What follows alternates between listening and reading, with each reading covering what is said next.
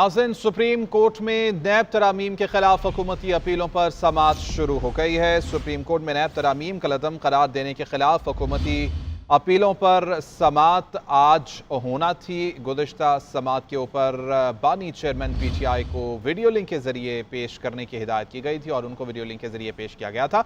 और आज की समाअत में भी बानी चेयरमैन PTI को वीडियो लिंक के ज़रिए पेश किया जाएगा। गुज़िश्ता समाअत में बानी चेयरमैन PTI तमाम समाअत में मौजूद रहे थे, लेकिन उनको बोलने का मौका नहीं मिला। लेकिन आज क्या उनको मौका मिलेगा, ये देखना होगा।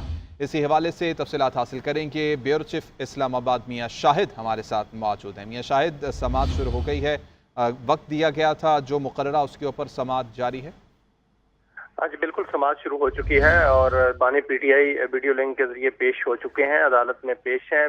अदालत नंबर 1 सुप्रीम कोर्ट में ये समाअत है और 5 रुकनी बेंच जो है वो समाअत कर रहा है। नैब तरामीम का कलअदम करार देने के हवाले से हुकूमती अपीलों पर यह समाअत है और चीफ जस्टिस काजी फारिस्ता की सरबराही में 5 रुकनी बेंच समाअत कर रहा है। Justice Aminuddin, justice Jamal Mandokhel bench में शामिल हैं, जस्टिस अतर मिनल्ला और जस्टिस हसन अजहर रिजवी बेंच का हिस्सा है। बानी PTI जो है उन्होंने नैब की तरामीम को चैलेंज किया था और इस हवाले से साबिक चीफ जस्टिस उमर अता बंदयाल ने फैसला दिया था और जिस पर हुकूमत ने रिव्यू पिटीशन जो है वो दायर की हुई है और इस पर समाअत शुरू हो चुकी है और साबिक चेयरमैन PTI बानी PTI जो है वो वीडियो लिंक के जरिए पेश हो चुके हैं।